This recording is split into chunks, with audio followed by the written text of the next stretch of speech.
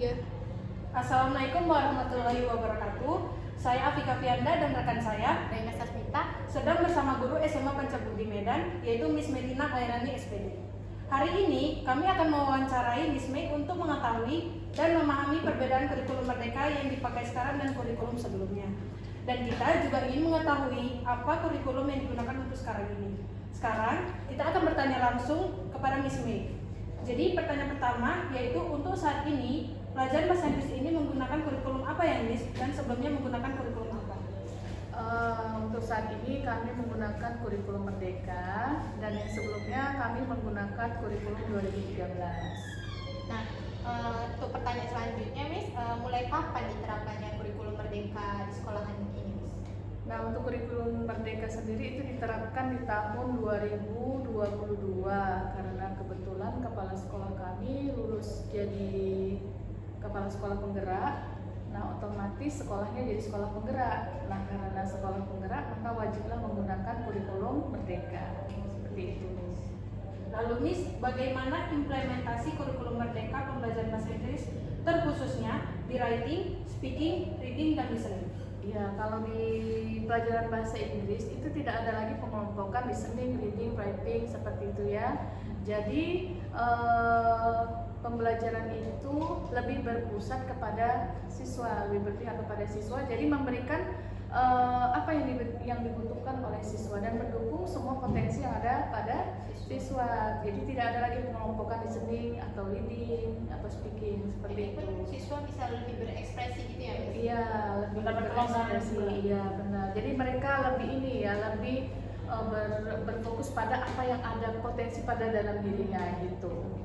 Nah, untuk saat ini, Miss, media pembelajaran yang digunakan itu apa aja, Miss? Dan apakah sekolah itu mendukung fasilitas di kurikulum Merdeka ini, Miss? Oke, kalau untuk media pembelajaran hampir sama ya, seperti kurikulum 2013. Ada media pembelajaran yang kita gunakan untuk medianya nanti media online, bisa juga yang secara manual. Nah, di kurikulum kurikulum Merdeka ini guru dituntut untuk lebih inovatif, kreatif dalam menciptakan media-media pembelajaran yang sesuai dengan kebutuhan murid-muridnya gitu.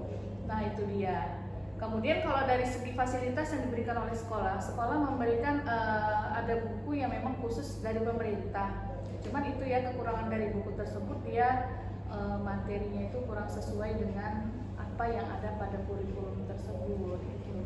Nah, itu di kurikulum ini perlu nggak, Miss, kayak media misalnya infocus gitu? Iya, kalau di sekolah setiap kelas sudah ada sih infokusnya, cuman ada beberapa kelas mungkin yang infokusnya rusak atau sedang dalam perbaikan. Kalau di setiap kelas mudah-mudahan sepertinya sudah ada. Jadi udah mendukung Sudah lah. mendukung. Iya.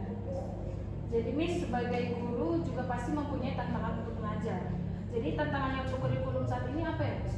Tantangannya adalah kita harus sebagai guru kita harus lebih kreatif, inovatif dalam memberikan media pembelajaran yang sesuai dengan kebutuhan murid-muridnya, ya kan? Karena kurikulum Merdeka ini dia disebut juga dengan kurikulum yang berpihak kepada murid. Jadi kita harus memberikan pembelajaran yang berdiferensiasi. Nah, itu dia sekarang istilahnya, pembelajaran yang berdiferensiasi. Maksudnya memberikan pembelajaran sesuai dengan apa yang murid-murid itu butuhkan. Jadi kalau kita dulu di kurikulum 2013 kan kita sama aja, mau yang dia model belajarnya secara visual atau mau belajarnya secara kinestetik ataupun mau belajarnya secara audio, kita samakan kan gitu. Kalau di kurikulum Merdeka ini itulah disebut dengan pembelajaran yang berdiferensiasi. Jadi kita harus lebih kreatif dan inovatif dalam mengembangkan media-media apa yang cocok untuk pembelajaran. Itu dia tantangannya. Nah, itu menurut Miss tuh perkembangan yang signifikan dari kurikulum K13 yang terdahulu dengan kurikulum Merdeka itu apa aja?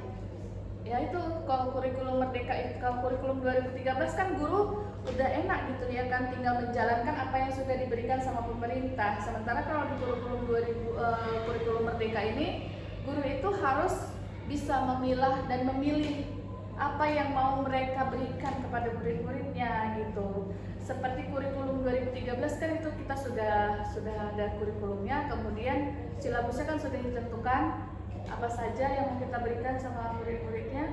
Nah kalau di kurikulum Merdeka ini tidak seperti itu dia bedanya. Jadi lebih inovatif Iya, juga ya, malah dituntut untuk inovatif dan kreatif. Itu dia. belajar murid juga belajar. Iya benar, itu dia.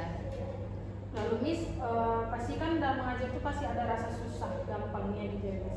Jadi menurut Miss itu lebih mudah kurikulum sekarang atau kurikulum yang K13? Kalau dari segi kemudahan dalam sesi pembelajaran, kalau yang dulu kan kita sudah diberi patokan-patokan ini materi ini, kemudian ini sudah ditentukan semester 1 ini, semester 2 ini gitu kan. Nah kalau di kurikulum Merdeka ini ya kita harus menyesuaikan sendiri sama diri kita bebas gitu untuk menentukan mau yang mana kita dahulukan gitu. Pasti jadi lebih mudah ya menurut Miss?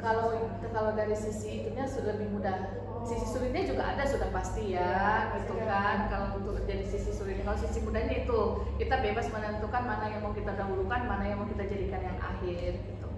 Nah, itu Miss, apakah ada perbedaan alokasi waktu di setiap pertemuan pada tiap minggu pengajaran bahasa Inggris nih Miss, di antara dua kurikulum tersebut? Kalau kurikulum 2013 itu jam bahasa Inggris memang sudah berkurang dari kurikulum yang sebelumnya ya KTSP. Kalau di KTSP kita itu ada 4 jam pelajaran per minggu.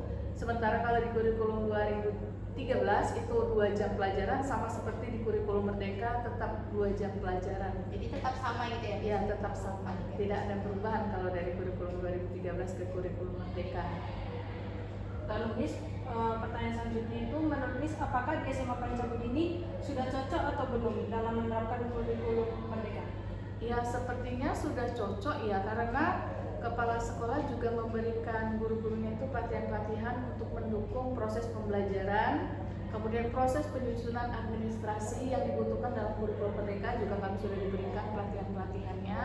Kemudian pemerintah juga sepertinya memberikan jalan yang terbaik juga dengan adanya aplikasi platform Merdeka Mengajar. Nah, jadi dari platform Merdeka Mengajar itu kita bisa berbagi, mencari informasi yang berhubungan dengan kurikulum Merdeka.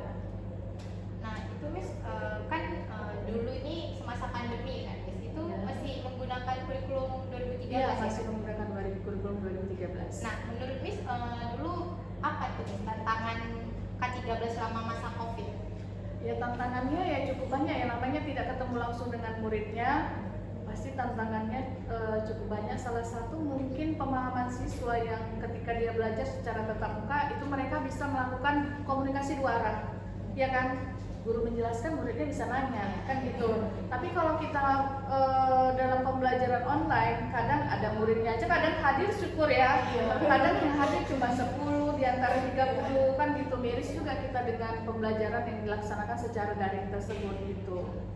Nah, itu Miss, kalau nih seandainya nih pas masa COVID kemarin itu udah berlaku tuh Miss kurikulum Merdeka, itu apakah lebih baik atau sama aja gitu Miss sama kurikulum K13? Tidak ada lebih baik kalau yang namanya daring, kalau menurut saya. Yang namanya daring tetap tidak ada efek baiknya saya rasa, cuman mungkin simpel, mudah bagi guru ya kan. Tetapi kalau baik dari segi tetap yang terbaik itu tatap muka. Kita kan bisa melakukan komunikasi 2 arah seperti yang saya bilang tadi, kemudian ada sentuhan fisik kepada siswanya kan juga diperlukan.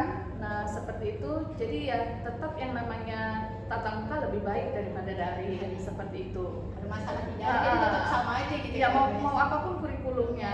Cuman mungkin kalau dari kurikulum Merdeka kita memberikan tugas sesuai dengan apa yang murid mampu untuk mengerjakan. Mungkin seperti itu sisi mudahnya kalau dari segi penugasan. Tetapi kalau untuk segi pembelajarannya secara umum itu tetap yang terbaik tetap tatap muka. Iya, tetap Seperti itu. lebih ke nggak ada dipaksakan gitu lah ya kan? Iya, itu dia.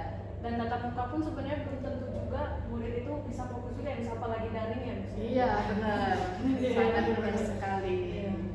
Lalu Miss, pertanyaan terakhir, menurut Miss sebagai guru bahasa Inggris di SMA Pancabudi, apakah ada saran atau harapan Miss untuk pengembangan kurikulum Merdeka ke depannya?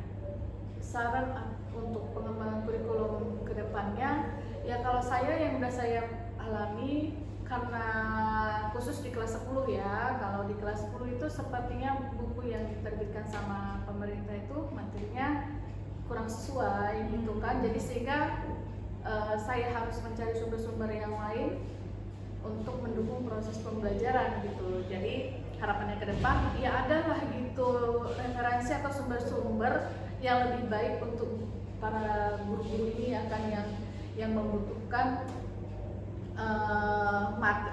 sumber-sumber untuk proses pembelajaran gitu. Jadi semoga kedepannya semakin ada perbaikan yang lebih baik lagi gitu. Baik, terima kasih untuk Miss Mei yang sudah meluangkan waktunya untuk sesi wawancara ini. Saya Vika Fianda dan rekan saya Reina Sasmita. izin pamit undur diri. Terima kasih. Wassalamualaikum warahmatullahi wabarakatuh. Waalaikumsalam warahmatullahi wabarakatuh.